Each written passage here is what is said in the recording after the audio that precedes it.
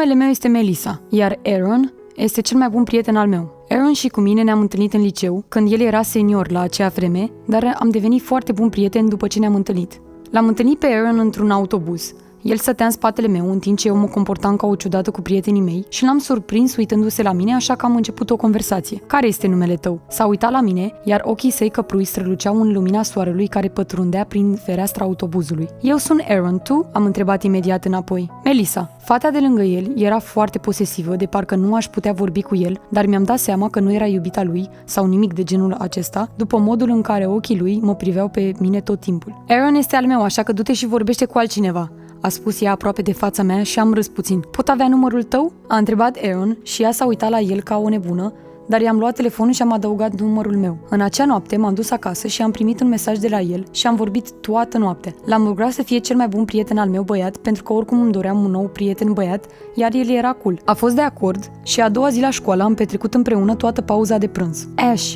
acesta este noul meu prieten cel mai bun băiat, Aaron, i-am spus lui Ash. Ash l-a salutat, iar el a salutat-o înapoi. Eu și Ash am plecat pentru a merge la masa noastră de prânz unde se aflau restul fetelor. E sigură că acesta este cel mai bun prieten al tău sau este altceva? Îți place de el? A întrebat Ash, iar eu am râs la ea. Nu, este doar cel mai bun prieten al meu. Nu-mi place de el așa, i-am spus. Bine, dacă spui așa. Am râs și ne-am așezat la masă cu restul fetelor. A trecut o lună și în acest timp am aflat că Aaron avea o iubită, dar nu mi-a păsat pentru că și eu aveam un iubit în acea perioadă, dar oricum era o relație la distanță și treceam printr-o perioadă destul de grea în acel moment. Aaron era cel mai bun prieten al meu și era perfect. Nu a părut niciodată că este o persoană toxică și am început să mă îndrăgostesc de el. Într-o dimineață trebuia să ne întâlnim la școală, dar Aaron a vrut să stea acasă, așa că am decis să stau cu el acasă pentru o zi, iar asta a fost o idee foarte prostă. Să spunem că ne-am distrat prea mult și am băut și lucrurile au devenit murdare.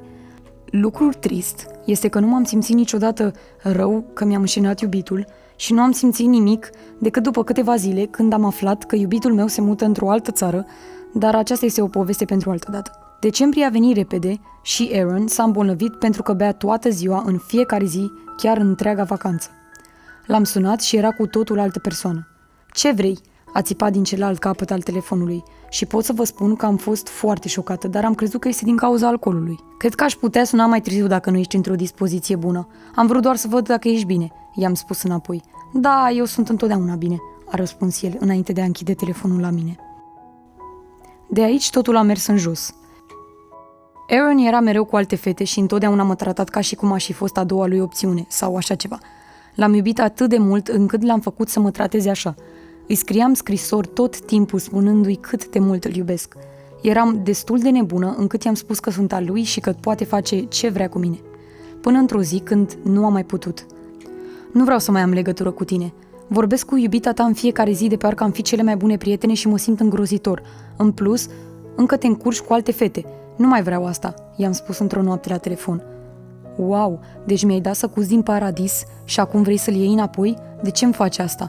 A întrebat ca un cățeluș trist și m-a făcut să mă simt suficient de rău încât tot eu am fost cea care și-a cerut scuze.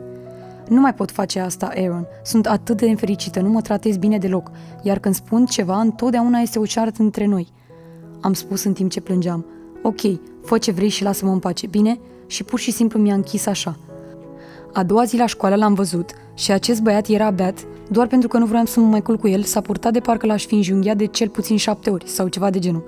M-am dus în clasa lui când am avut ocazia să rezolv lucrurile pentru că știam că acesta este modul lui de a spune vezi ce ai provocat? De ce n-ai ești beat? L-am întrebat imediat ce l-am văzut. De ce-ți pasă? Nu-ți pasă de mine, așa că nu mă mai întreba nimic. Ai luat singurul lucru care m-a ținut pe picioare, așa că de ce-ți pasă ce se întâmplă cu mine acum? M-a întrebat asta, iar lacrimile mi-au ars în ochi la cuvintele lui. Bine, îmi pare rău. Hai să ne liniștim și să vorbim mâine. S-a uitat la mine și mi-am dat seama că l-am mulțumit. Și uite așa, acest întreg ciclu toxic a continuat.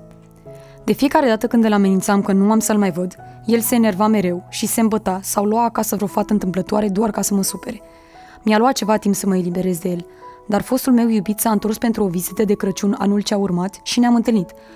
Aaron a devenit gelos și era atât de supărat pe mine, am fost atât de confuză de faptul că el avea o iubită mereu și se culca cu alte fete, iar eu am făcut o singură dată cu fostul meu și el s-a supărat pe mine de parcă l-aș fi împușcat.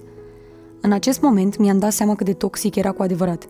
În sfârșit am avut curajul să plec și să nu mai vorbesc cu el. N-am fost niciodată atât de fericită în viața mea. Am început să merg din nou la întâlniri și chiar m-am logodit câțiva ani mai târziu. Chiar îl văd mereu pe Aaron în oraș. Și tot ce poate face în aceste zile este să se uite și să-și amintească ce a avut și ce a pierdut.